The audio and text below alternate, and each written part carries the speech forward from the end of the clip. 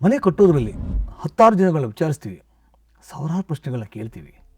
Site ಸಿಗ್ತಾ, budget ಸರಿ ಬಂತ, ಕಾಂಟ್ರಾಕ್ಟ್ರ್ ಹೇಗೆ, ಹೀಗೆ ಹಲವಾರು ಪ್ರಶ್ನೆಗಳು.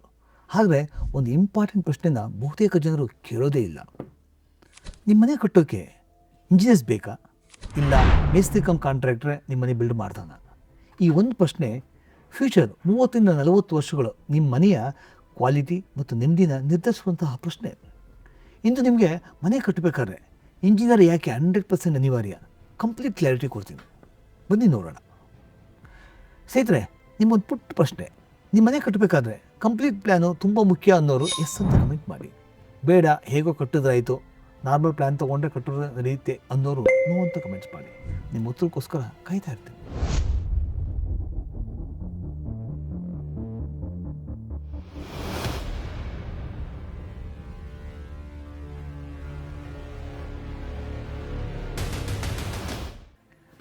ನಮಸ್ಕಾರ ಸ್ನೇಹಿತರೆ, ನಾನು ನಿಮ್ಮ ವನಾಚೇತನ್, ಸಿವಿಲ್ ಇಂಜಿನಿಯರ್.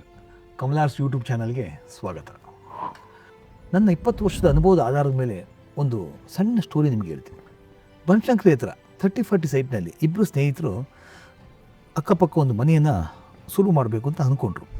ಅದರಲ್ಲಿ ಒಬ್ಬ ಏನು ಮಾಡ್ದ, ಒಬ್ಬ ಕ್ವಾಲಿಫೈಡ್ ಇಂಜಿನಿಯರ್ನ ಸೆಲೆಕ್ಟ್ ಮಾಡಿಕೊಂಡ್ರು. ಇನ್ನೊಬ್ಬರು ಲೋ ಕೋಟ್ ಮಾಡುವಂಥ ಮೇಸ್ತ್ರಿ ಕಮ್ ಕಾಂಟ್ರಾಕ್ಟ್ರನ್ನ ಚೂಸ್ ಮಾಡಿಕೊಂಡ್ರು. ಆಗ ಆ ಮೇಸ್ತ್ರಿ ಕಮ್ ಕಾಂಟ್ರಾಕ್ಟ್ರ್ ಆಶ್ವಾಸನೆ ಹೇಗಿತ್ತು ಅಂತಂದರೆ, ಸರ್ ಏನು ಸರ್ ಇಂಜಿನಿಯರ್ಸ್ ಯಾಕೆ ಬೇಕು, ಬಿಡಿ ಸರ್, ಅವ್ರಿಗೆ ಸುಮ್ಮನೆ ಹಣ ವೇಸ್ಟು, ನಾನು ಎಷ್ಟೊಂದು ಬಿಲ್ಡಿಂಗ್ ಮಾಡಿಲ್ಲ, ನಾನೇ ಎಲ್ಲ ನೋಡ್ಕೋತೀನಿ ಅಂತ ನಂಬಿಸ್ತಾನೆ.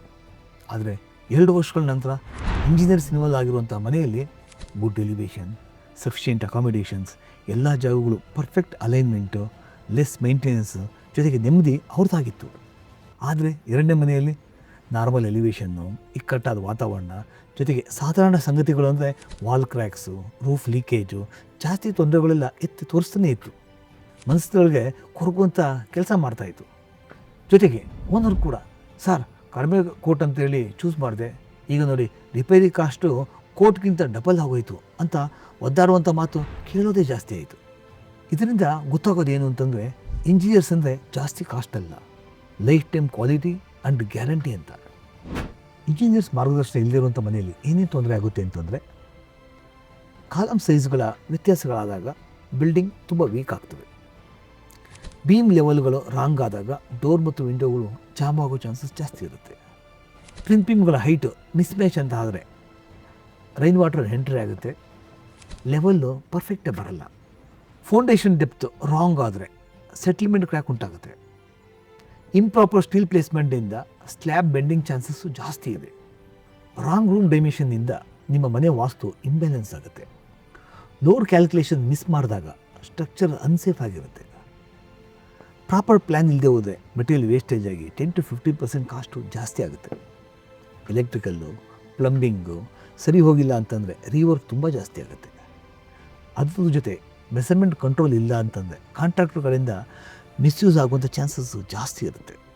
ಒಟ್ಟಾಗಿ ಹೇಳೋದು ಅಂತಂದರೆ, ಇಂಜಿನಿಯರ್ ಇಲ್ಲಿರುವಂಥ ಮನೆ ನಮಗೆ ಬೇಡದೇ ಇರುವಂತಹ ತೊಂದರೆಗಳು ತುಂಬಿರುವಂತಹ ಹೆಡ್ಡೇಕ್ ಆಗಿರುವಂಥ ಮನೆಯಾಗಿರುತ್ತೆ. ಇಂಜಿನಿಯರ್ಗಳ ಮಾರ್ಗದರ್ಶನ ನಿಮ್ಮ ಮನೆ ಜೊತೆ ಇದ್ದಾಗ ಏನೇನಿರುತ್ತೆ ಬನ್ನಿ ನೋಡೋಣ. ಸೇಫ್ ಫೌಂಡೇಶನ್ ಪ್ಲ್ಯಾನ್ ಅಂದರೆ ಇಲ್ಲಿ soil test, footing, proper soil settlement ಎಲ್ಲ ಸರಿ ಇರುತ್ತೆ. ಫ್ಯೂಚರ್ ನಿಮಗೆ ತೊಂದರೆ ಇರೋದೇ ಇಲ್ಲ. ಸ್ಟ್ರಾಂಗ್ ಸ್ಟ್ರಕ್ಚರ್ ಅಂತಂದರೆ ಲೈಫ್ ಟೈಮ್ ಸ್ಟೆಬಿಲಿಟಿ ಇರುತ್ತೆ. Column, beam, slab sizes scientific ಆಗಿ ಎಲ್ಲ ಪ್ರಾಪರಾಗಿರುತ್ತೆ. ಜೊತೆಗೆ ಪ್ರಾಪರ್ ವಾಸ್ತು ಲೇಔಟ್ ಪ್ಲ್ಯಾನ್ ಅಂತ ಹೇಳ್ತೀವಿ. ಹಾಗಂತಂದರೆ north east open, south west weight ಇಡೋದು, ಮಾಸ್ಟರ್ ಬೆಡ್ರೂಮನ್ನು ಸೌತ್ ವೆಸ್ಟ್ನಲ್ಲಿ ಇಡುವಂಥದ್ದು, ಸೌತ್ ವೆಸ್ಟ್ನಲ್ಲಿ ಓವರ್ ಟ್ಯಾಂಕ್ ಇರುವಂಥದ್ದು, ನಾರ್ತ್ ಈಸ್ಟ್ನಲ್ಲಿ ಸಂಪ್ ಆಗಿರ್ಬೋದು, ಸೌತ್ ಈಸ್ಟ್ನಲ್ಲಿ ಕಿಚನ್ ಆಗಿರ್ಬೋದು, ನಾರ್ತ್ ವೆಸ್ಟಲ್ಲಿ ಬಾತ್ರೂಮ್ ಆಗಿರ್ಬೋದು. ಈ ರೀತಿ ವಾಸ್ತು ಎಲ್ಲ ವಿಚಾರದಲ್ಲೂ ಎಲ್ಲ ಪ್ಲೇಸ್ಮೆಂಟನ್ನು ಪರ್ಫೆಕ್ಟಾಗಿ ಮಾಡಿಕೊಡ್ತಾರೆ. ನೆಕ್ಸ್ಟು ಅಕ್ಯುರೇಟ್ ಮೆಜರ್ಮೆಂಟು ಮತ್ತು ಝೀರೋ ವೇಸ್ಟೇಜ್ ವಿಚಾರವಾಗಿ ಇಂಜಿನಿಯರ್ಸು ಪೂರ್ತಿ ಇನ್ವಾಲ್ವ್ಮೆಂಟ್ ಆಗ್ತಾರೆ. ಜೊತೆಗೆ ಮೆಟೀರಿಯಲ್ ಅಕೌಂಟಬಿಲಿಟಿ ಸರಿ ಬರೋದ್ರಿಂದ 10-15% ನಿಮಗೆ ಸೇವ್ ಆಗೋ ಚಾನ್ಸಸ್ ಜಾಸ್ತಿ ಇರುತ್ತೆ. ನಾವು ಮಾಡ್ರಲ್ ವೆಂಟಿಲೇಷನ್ಸು, ನ್ಯಾಚುರಲ್ ಲೈಟ್ ಡಿಸೈನ್ ಮಾಡೋದ್ರಲ್ಲಿ ನಿಮಗೆ ಅವರ ಸಪೋರ್ಟ್ ತುಂಬ ಸಿಗುತ್ತೆ. ನಿಮ್ಮನೆ ಬ್ರೈಟ್ ಮತ್ತು ಹೆಲ್ತಿ ಹೋಮ್ ಆಗೋದ್ರಲ್ಲಿ ಸಂಶಯ ಇರೋದೇ ಇಲ್ಲ. ನಾವು ವಾಟರ್ ಪ್ರೂಫಿಂಗ್ ವಿಚಾರ ಅಂತ ಬಂದರೆ, ಆ ವಾಟರ್ ಪ್ರೂಫಿಂಗ್ ಸೈಂಟಿಫಿಕಲಿ ಮಾಡೋದ್ರಿಂದ ಲೀಕೇಜ್ ಪ್ರಾಬ್ಲಮ್ ತುಂಬ ಕಡಿಮೆ ಇರುತ್ತೆ. ನಂತರ ಪ್ಲಂಬಿಂಗ್ ಮತ್ತು ಎಲೆಕ್ಟ್ರಿಕಲ್ ರೂಟಿಂಗ್ ಪರ್ಫೆಕ್ಟ್ ಆದಾಗ ಫ್ಯೂಚರ್ನಲ್ಲಿ ಬ್ರೇಕಿಂಗ್ ಆಗೋದು, ರೀವರ್ಕ್ ಆಗುವಂತಹ ಚಾನ್ಸಸ್ಸು ತುಂಬ ಕಡಿಮೆ ಇರುತ್ತೆ.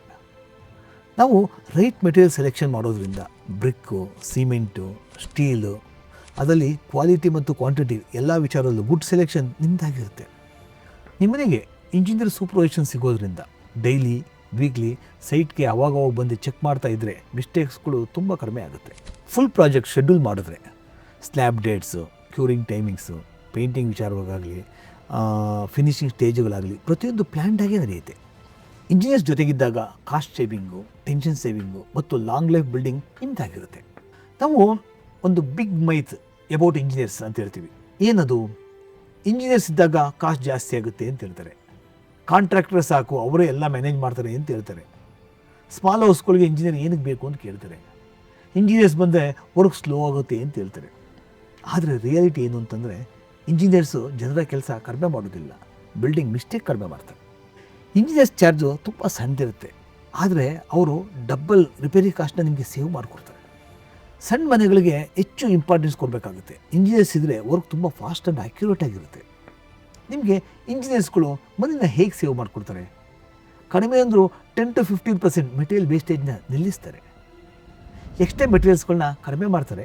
ಜೊತೆಗೆ ಸಿಮೆಂಟು, ಸ್ಯಾಂಡು, ಸ್ಟೀಲ್ ಎಲ್ಲ ಮಿಸ್ಯೂಸ್ ಆಗೋದನ್ನ ತಪ್ಪಿಸ್ತಾರೆ. ಇಲ್ಲಿ ಕರೆಕ್ಟ್ ಸ್ಟೀಲ್ ಕಟ್ಟಿಂಗು, ಬೆಂಡಿಂಗು ಎಲ್ಲದ್ರ ಬಗ್ಗೆ ಗಮನ ಹರಿಸ್ತಾರೆ. ಆಗ ನಿಮಗೆ ಸ್ಕ್ರ್ಯಾಪು ತುಂಬ ಕಡಿಮೆ ಆಗುತ್ತೆ, ಮೆಟೀರಿಯಲ್ ಯುಟಿಲೈಸೇಷನ್ ಸರಿ ಇರುತ್ತೆ. ಜೊತೆಗೆ ಸ್ಲ್ಯಾಬ್ ಶಟ್ರಿಂಗು ಕರೆಕ್ಟ್ ಪ್ಲ್ಯಾನ್ ಸರಿ ಇದ್ದರೆ ರೀವರ್ಕ್ ಆಗೋದೇ ಇಲ್ಲ, ಸಮಯ ಖಂಡಿತ ಹಾಳಾಗಲ್ಲ. ಕ್ವಾಲಿಟಿ ಚೆಕ್ ಮಾಡೋದ್ರಿಂದ ಫ್ಯೂಚರ್ ರಿಪೇರ್ಸ್ ತುಂಬ ಕಡಿಮೆ ಇರುತ್ತೆ.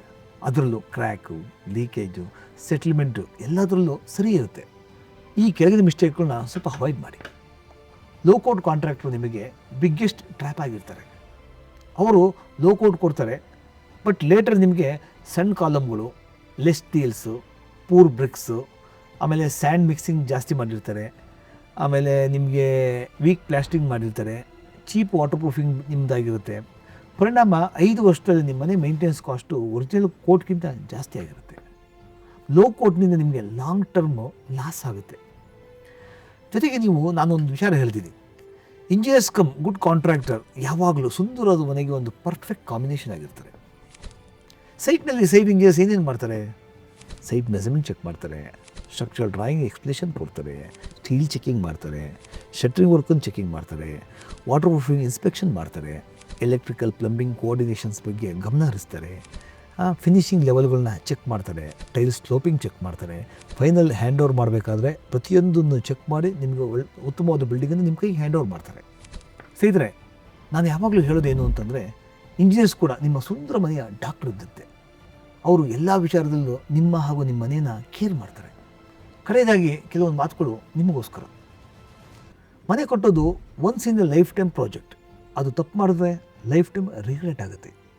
ನಿಮಗಿದು ಗೊತ್ತಿರಲಿ, ಗುಡ್ ಇಂಜಿನಿಯರ್ಸ್ ಯಾವಾಗಲೂ ಸ್ಟ್ರಾಂಗ್ ಹೋಮ್, ಹೆಲ್ತಿ ಲಿವಿಂಗ್ ಮತ್ತು ಝೀರೋ ಸ್ಟ್ರೆಸ್ ಕಾರಣೀಭೂತನಾಗಿರ್ತಾನೆ. ಇಂಜಿನಿಯರ್ಸ್ ಅಂದರೆ ಜಾಸ್ತಿ ಕಾಸ್ಟ್ ಅಲ್ಲ, ಗುಡ್ ಇನ್ವೆಸ್ಟ್ಮೆಂಟ್. ಕಾಂಟ್ರಾಕ್ಟ್ರು ಮನೆ ಬಿಲ್ಡ್ ಮಾಡ್ತಾನೆ, ಆದರೆ ಇಂಜಿನಿಯರ್ ನಿಮ್ಮ ಮತ್ತು ನಿಮ್ಮ ಮನೆ ಪ್ರೊಟೆಕ್ಟ್ ಮಾಡ್ತದೆ. ಹೇಳಿದರೆ ನಿಮಗೇನಾದರೂ proper 2D 3D planning, vastu layouts, structural clarity, 3D interiors, building consultation ಅಥವಾ ಫುಲ್ ಬಿಲ್ಡಿಂಗ್ ಕನ್ಸ್ಟ್ರಕ್ಷನ್ ಸಪೋರ್ಟ್ ಬೇಕು ಅಂತಂದರೆ ಕಮಲಾರ್ಸ್ ಕಾಂಟ್ಯಾಕ್ಟ್ ಮಾಡಿ. We are always ready to help. ಕೆಳಗೆ ಡಿಸ್ಕ್ರಿಪ್ಷನ್ನಲ್ಲಿ ಕಾಂಟ್ಯಾಕ್ಟ್ ನಂಬರ್ ಕೊಟ್ಟಿದ್ದೀನಿ. ಕಡೆಯದಾಗಿ ನಿಮ್ಮ ಮನೆ ಸೇಫ್ ಆಗಿರಲಿ, ಸ್ಟ್ರಾಂಗ್ ಆಗಿರಲಿ ಅಂದರೆ ಇಂಜಿನಿಯರ್ಸ್ ನಿಮ್ಮ ಜೊತೆ ಇರಲಿ ಅಂತ. ಸ್ನೇಹಿತರೆ, ನೀವು ಅಂದ್ಕೋಬೋದು ನಾನು ಯಾವಾಗಲೂ ಇಂಜಿನಿಯರ್ಸ್ ಬಗ್ಗೆ ಜಾಸ್ತಿ ಮಾತಾಡ್ತಾ ಇರ್ತೇನೆ. ಯಾಕೆ ಅಂತಂದರೆ ಈಗ ಸಿವಿಲ್ ಇಂಜಿನಿಯರ್ ಫೀಲ್ಡು ತುಂಬ ಹಾಳಾಗಿದೆ. ಎಷ್ಟೋ ಜನ ಅದು ಓದಿರ್ತಾರೆ, ಅವ್ರುಗಳಿಗೆ ಕೆಲಸಗಳೇ ಸಿಗ್ತಾಯಿಲ್ಲ, ಟೆಕ್ನಿಕಲ್ ತಿಳ್ಕೊಂಡಿರ್ತಾರೆ, ಅಷ್ಟೆಲ್ಲ ಮುಂದುವರೆದಿರ್ತಾರೆ.